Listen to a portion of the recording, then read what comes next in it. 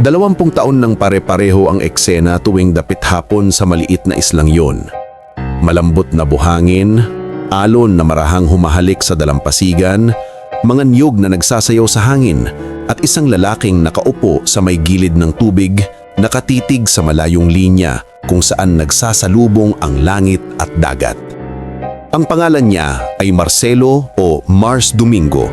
Ngayon ay nasa huling bahagi na ng 50. Balbasin, maitim ang balat sa araw at baka sa muka ang mga taong nagdaang hindi niya namamalayan kung Lunes ba o Linggo.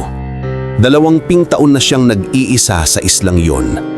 Wala siyang cellphone, wala siyang radyo, walang kuryente. Tanging maliit na kubong kahoy sa gilid ng mga nyog, ilang gamit na ginawa niya mismo, sibat, lambat, luma at kupas na t-shirt na halos tela na lang. Sa unang 10 taon, araw-araw siyang sumisigaw ng, "Oy, may tao rito! Tulungan niyo ako!" Ngayon, bihira na. Parang napagod na rin ang dagat sa hindi pagsagot. Pero sa hapong yun, may kakaiba. Habang naglalakad siya sa shoreline, pinulot ang ilang tuyong kahoy para sa bonfire niya sa gabi, may napansin siyang kakaibang kumikislap sa pagitan ng mga dumadaluyong na alon. Parang bote. Una, binaliwala niya. Ilang beses na rin siyang nakapulot ng bote ng soft drinks, lumang galon, plastic, basura lang lahat. Pero sa ikalawang tingin, napansin niyang may kung anong mahabang papel sa loob nito. Parang rolyo, parang sulat, parang message in a bottle. Biglang bumilis ang tibok ng puso ni Marcelo. Tumakbo siya, halos nadidila sa buhangin, inabot ang bote bago pa ito matangay muli ng alon. Pagdakma niya, nanlaki ang mga mata niya. "Kilala kita," bulong niya, halos hindi makapaniwala.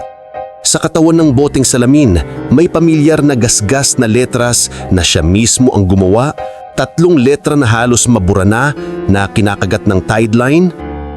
M-D-O. Bago natin ipagpatuloy ang kwentong ito, paki-comment sa ibaba kung saang probinsya kayo nanonood. 20 taon nang nakaraan, si Marcelo ay hindi pa payat at gusgusin. Siya ay malakas, maitim sa araw pero mas buhay ang mga mata. Isang mangingisdang sima na sumasampa sa cargo ship paminsan-minsan para kumita. May asawa siyang si Lani, tahimik at maamong babae, at may 5 taong gulang na anak na si Lia na ubod ng kulit at tawa. Noong 1 taong kapanangakong bagabaka na sa barko Mars, paalala ni Lani noon habang nag-aayos ng gamit nitong papalayag. "Sabi mo pagkatapos nitong kontrata, dito ka na lang sa lupa. Maglalako tayo ng isda, magtatayo ng maliit na sari-sari store." Ngumiti si Marcelo. Hinalikan ng noon niya. "Last na to, pangako," wika niya. "Pagbalik ko magpapatayo tayo ng sariling bangka. Hindi ko nahahayaang lumaki si Lia na ang tatay niya laging nasa dagat." Sabay silang tumingin sa maliit na batang tumatakbo sa bakuran. "Papa, bilisan mo na pagbabalik ha!" sigaw ni Lia. "Papakita ko sa iyo yung unang honor ko." "Huwag mong unahan yung report card," natatawang sagot ni Marcelo. Pero sa loob-loob niya, nanliit siya. Ilang Pasko na niyang hindi nakakasama ang anak. Ngunit tulad ng maraming pangako sa dagat, hindi umabot sa pampang. Sa gitna ng biyahe, sinalubong ng barko nila ang bagyong hindi inaasahan. Sinubukan nilang umiwas pero biglang lumakas ang hangin, tumilapon ang mga container, lumubog ang makina. Huling naaalala ni Marcelo, malakas na dagundong, sigawan at malamig na tubig dagat na sumalo sa buong katawan niya. Nagising siya, hindi sa barko, kundi sa buhangin at napapaligiran ng mga maliliit na palmuting puno, sariwang hangin at dagat na walang hangganan sa 4 na direksyon. Walang ibang tao, walang ibang bangkay, walang palutang-lutang na debris kundi ilang kahoy at styrofoam. "May tao ba? Hoy, may tao ba rito?" Walang sumagot kundi mga ibon. Ilang linggo siyang lumakad paikot ng isla. Hindi ganong kalaki. Mga 3 kilometrong paikot. May maliit na bukal sa gitna. May mga bunga ng niyog, ilang punong may kimikal na nakakaimprutas. Natuto siyang gumawa ng apoy gamit ang bato, sibat mula sa kahoy, truck para sa mga isda. Natuto siyang itala sa mga malalaking bato kung ilang araw na siya. Ay.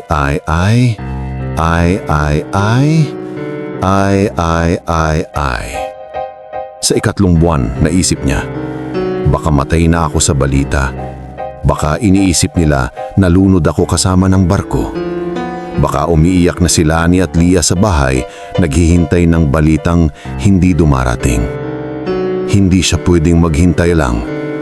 Kaya isang hapon, nang makapulot siya ng lumang boteng dala ng alon, nagdesisyon siyang magsulat.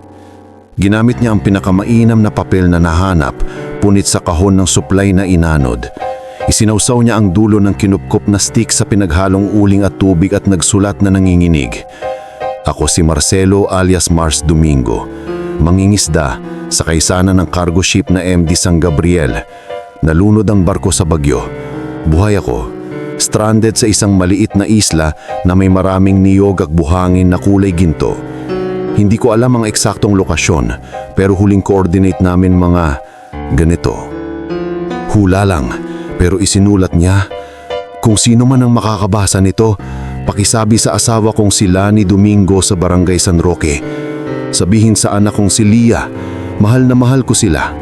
Sabihin na huwag nang maghintay kung sakaling hindi na ako matagpuan.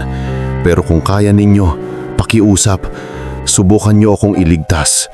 Sa huli, idinagdag niya, kung hindi man ako ma-rescue, sana ang boteng ito ang maging patuloy na hindi ako sumuko.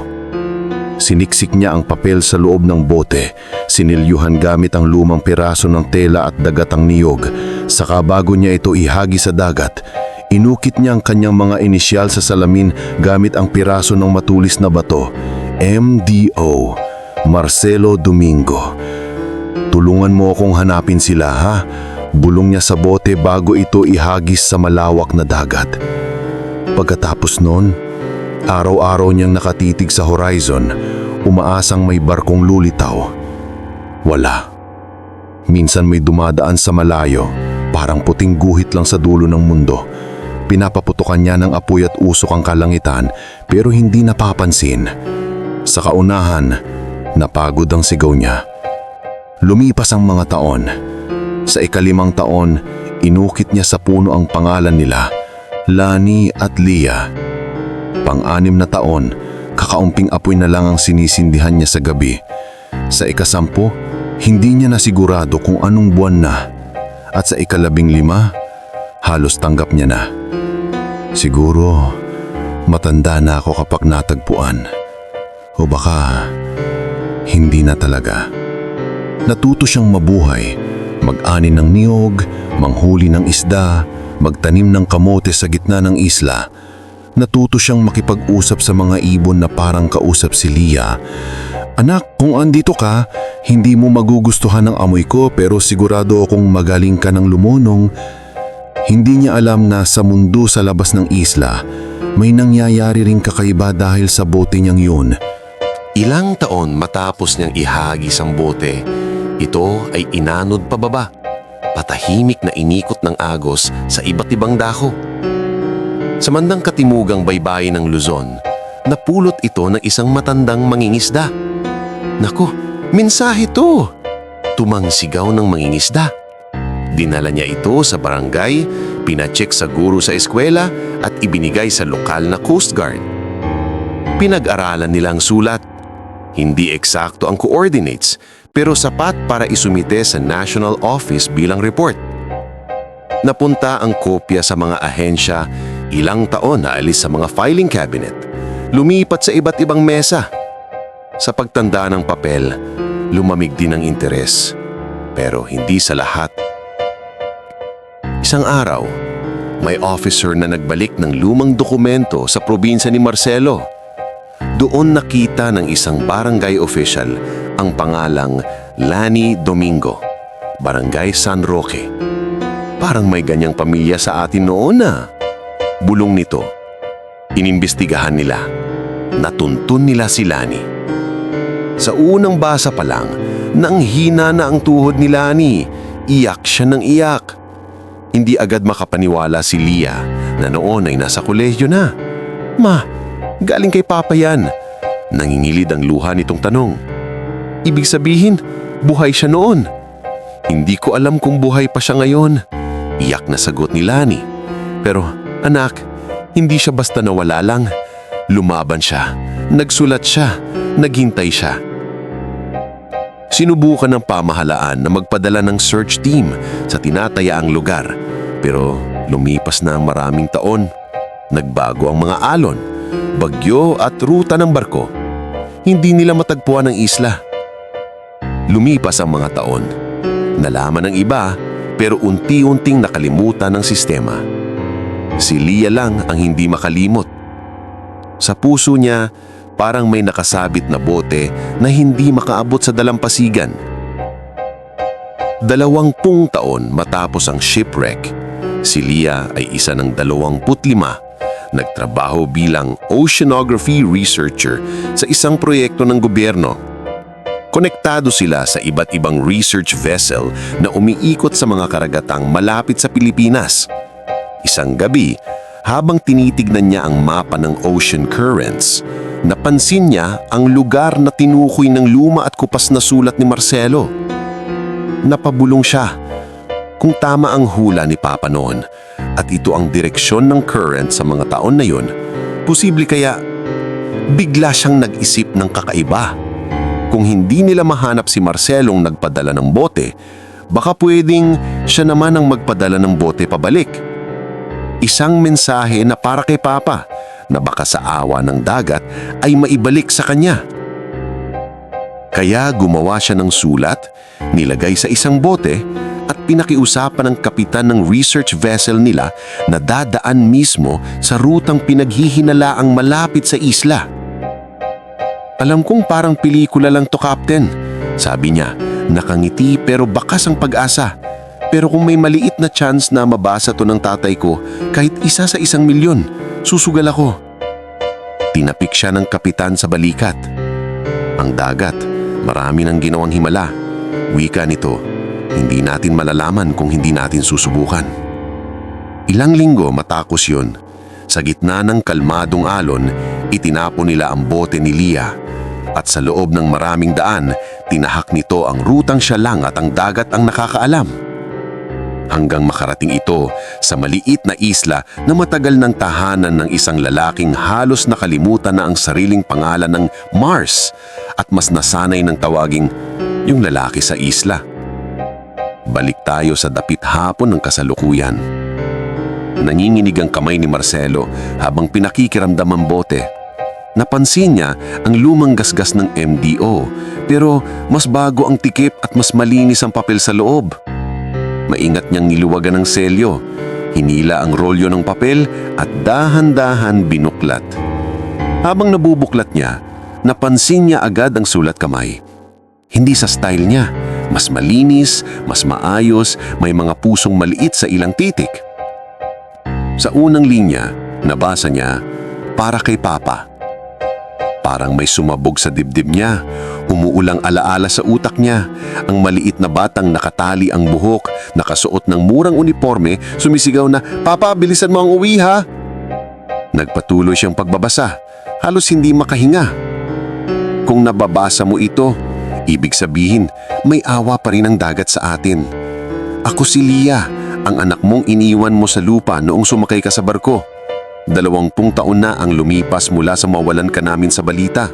At makalipas ang ilang taon pa, natanggap namin ang sulat na isinulat mo sa isang bote. Hawak ko ngayon ang mismong papel na yon habang sinusulat ito. Papa, hindi kami naniwalang ibinigay ka lang ng ganun-ganun lang ng dagat. Hindi nag-asawa ulit si Mama. Ilang gabi iyak siya ng iyak pero lagi kong naririnig ang kwento niya na kung buhay ka man o hindi, pinili mong lumaban.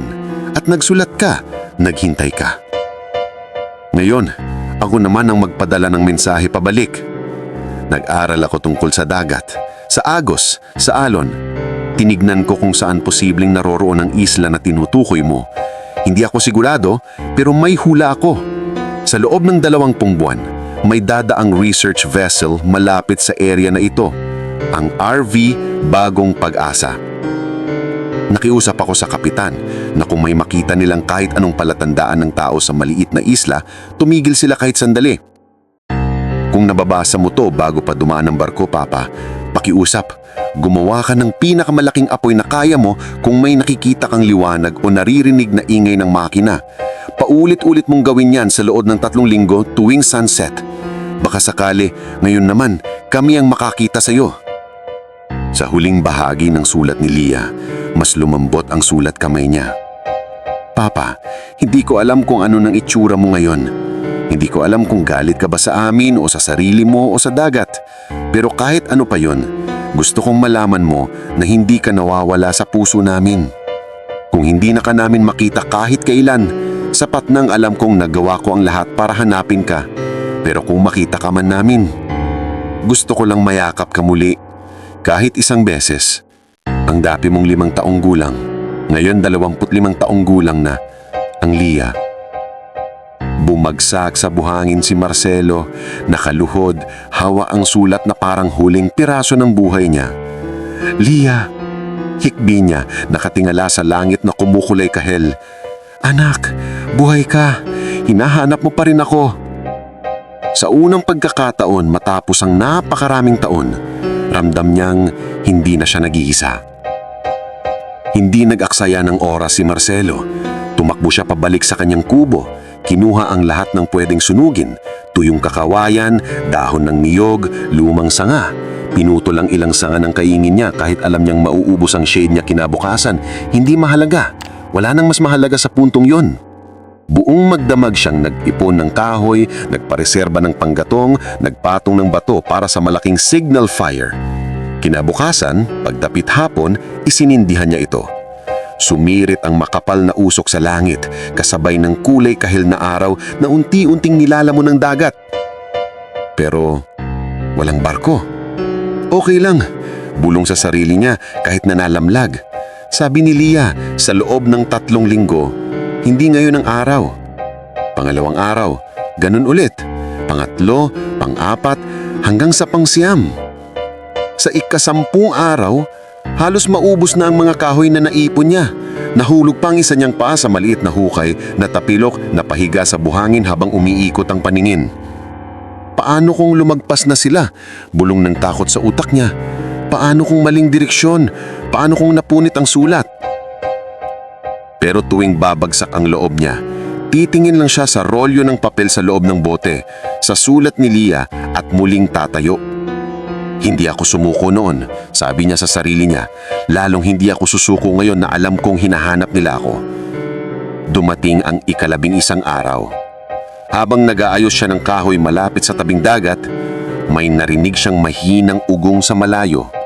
Una, akala niya hangin lang, pero habang tumatagal, lumalakas. Parang tunog ng makina na matagal na niyang hindi naririnig. Nanindig ang balahibo niya. Barko, barko, may barko.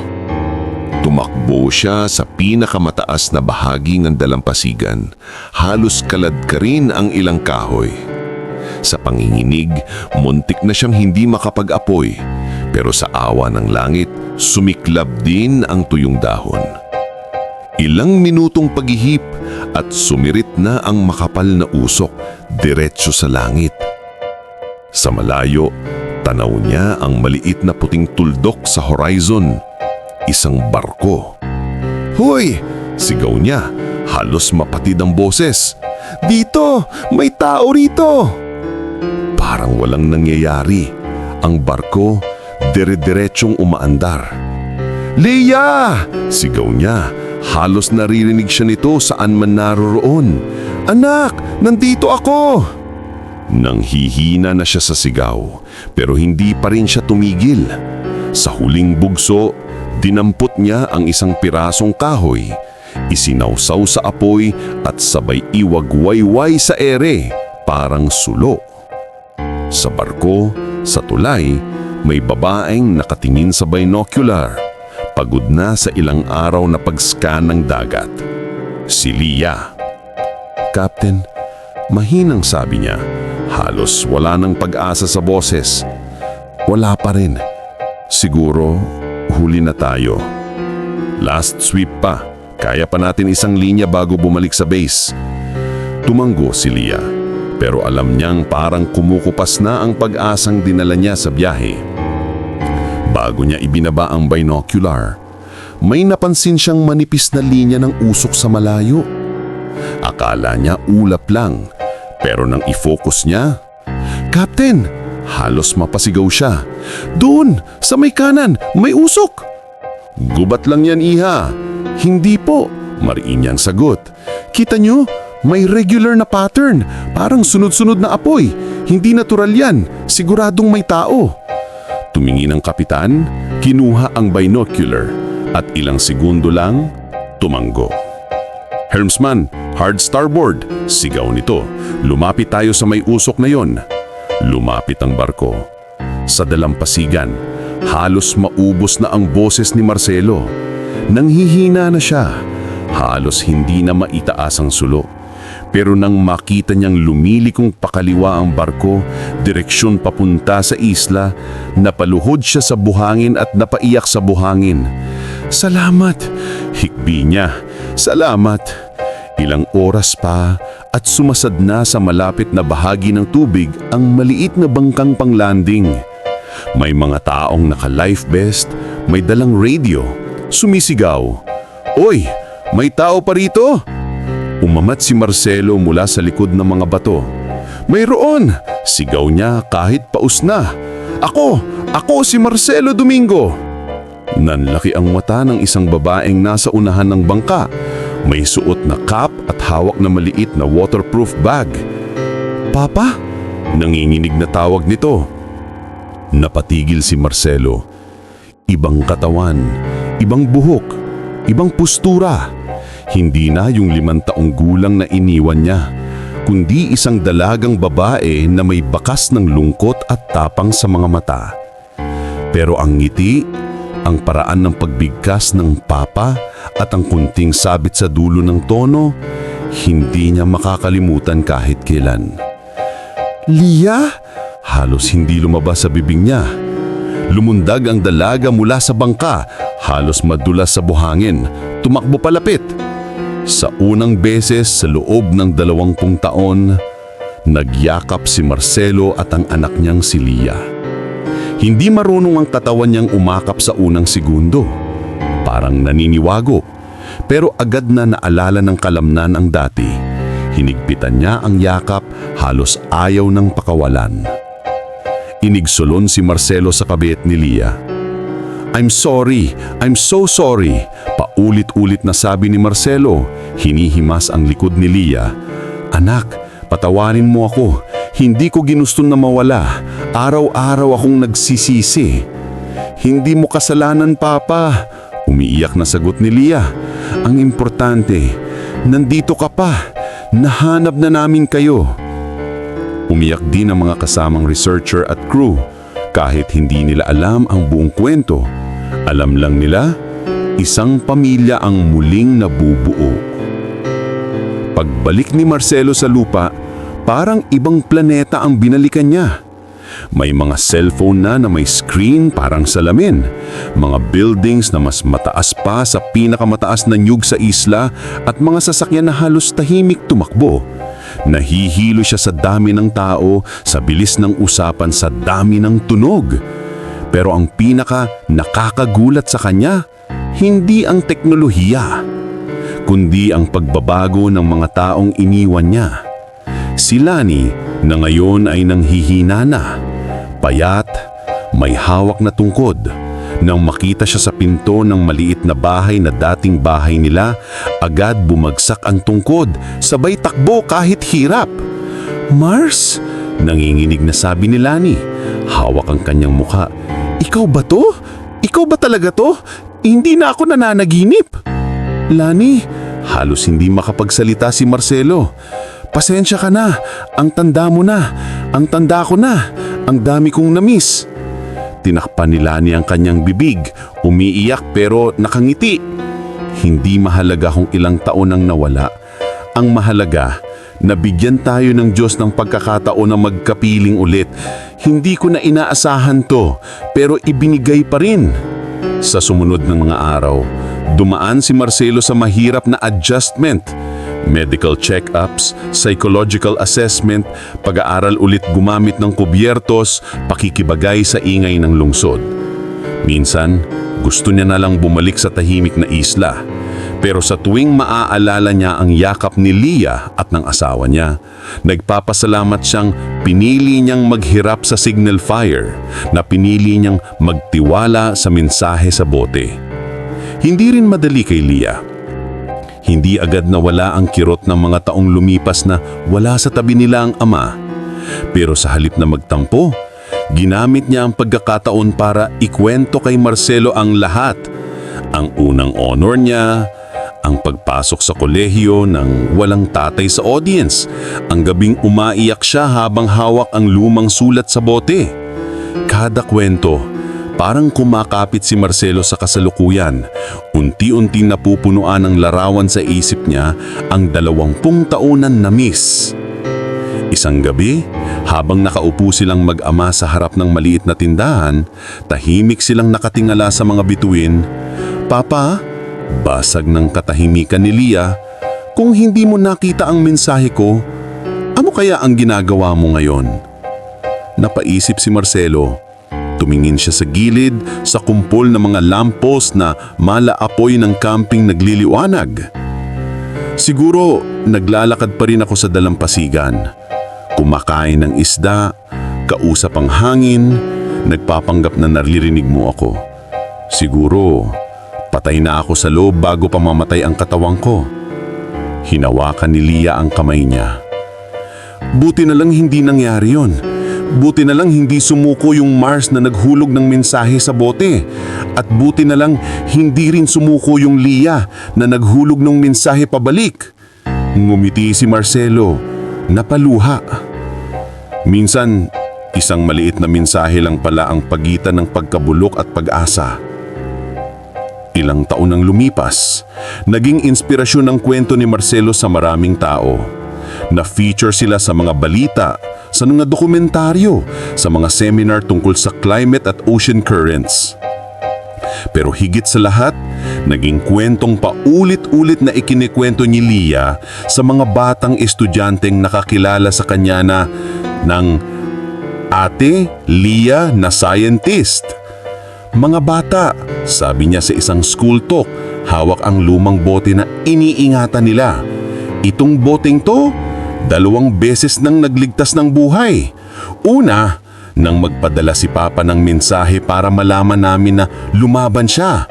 Ikalawa, nang ako naman ang magpadala ng mensahe pabalik at pinili naman niyang sumagot." Napatingin siya sa likod ng silid na nakangiting nakikinig. "Kung may natutunan ako dito, huwag niyong maliitin ang mga maliliit na hakbang. Isang liham, isang tawag, isang pag-amin. Minsan, yun ang magiging tulay para magbago ang buhay ninyo at ng mga taong mahal ninyo." Nagpalakpakan ng mga bata. Si Marcelo naman, natahimik lang na nagpasalamat sa langit. "Salamat sa pagsama namin sa kwentong ito. Isang ama na na-strand sa isang maliit na isla ng loob ng 20 taon. At isang anak na tumangging hindi kalimutan ang pangalang nakasulat sa isang lumang bote. Kung ang kwentong ito ay nakapagbigay sa iyo ng pag-asa, na kahit gaano katagal, may mga relasyon at pangarap na pwedeng mabuhay ulit, huwag mong kalimutang i-like at i-share ito sa iyong pamilya at kaibigan. Baka may kakilala kang tila na strand na rin sa problema at kailangang maalalang pwede pa silang magpadala at tumanggap ng mensahe.